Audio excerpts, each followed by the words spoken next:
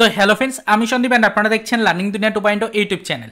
তো ফ্রেন্ডস, আবারও কিন্তু আপনারা যারা ফুড এসআই 2023-এর চাকরি প্রার্থী রয়েছেন এবং অলরেডি গত 16 এবং 17 তারিখে এক্সাম প্রসিডিওর কমপ্লিট করে নিয়েছেন এবং বর্তমান পজিশনে দাঁড়িয়ে আজকে অর্থাৎ 20 তারিখে পিএসসি অভিযানের পরে আপনাদের এই রিক্রুটমেন্টের এক্সাম নিয়ে স্বচ্ছতা আনার ব্যাপারটা নিয়ে পিএসসির পক্ষ থেকে কী নতুন আপডেট দেওয়া হলো এটা জানার জন্য যারা ওয়েট করে রয়েছেন তাদের জন্য মূলত আজকের এই ছোট্ট এবং আর্জেন্ট ভিডিওটা কিন্তু ক্রিয়েট করা।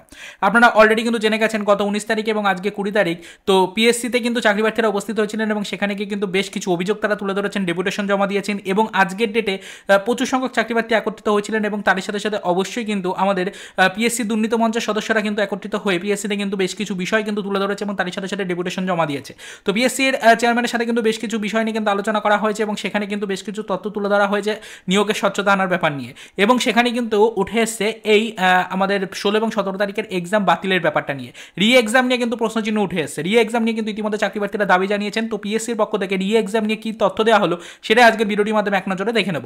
তো দেখুন ফ্রেন্ডস, ইতিমধ্যে কিন্তু আপনারা দেখে নিয়েছেন বেশ কিছু গণমাধ্যম থেকে আপনাদেরকে কিন্তু সরাসরিভাবে লাইভ আপডেট দেওয়া হয়েছে। তবে আমরা কিন্তু ফ্রেন্ডস আর সেই ভিডিও ফুটেজগুলো আপনাদেরকে দেখাতে পারছি না এই ভিডিওটির মাধ্যমে।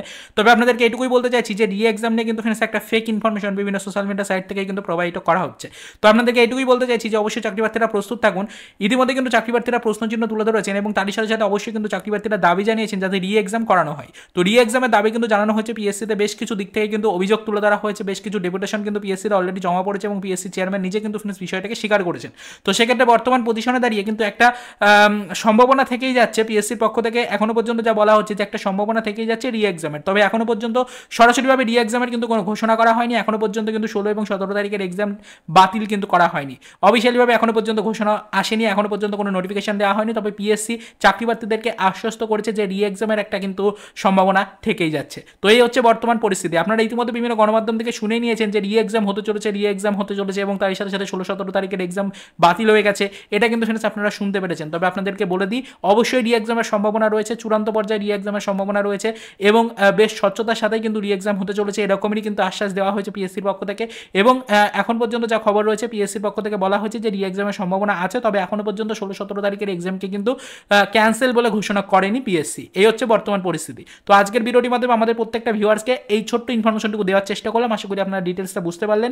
পরবর্তীতে বেশ কিছু টপিক নিয়ে আলোচনা করার রয়েছে, সেপারেট করে ভিডিও আকারে কিন্তু ফ্রেন্ডস আমরা ডিটেলস ইনফরমেশন কালেক্ট করে আপনাদের কাছে অথেন্টিক আপডেটগুলো পৌঁছে দেওয়ার চেষ্টা করব। তো এই হচ্ছে বর্তমান পরিস্থিতি। তো চলুন দেখা হবে নেক্সট ভিডিওতে পরবর্তীতে ফুড এসআই রিক্রুটমেন্ট নিয়ে আদার্স কিছু অফিসিয়াল আপডেট নিয়ে।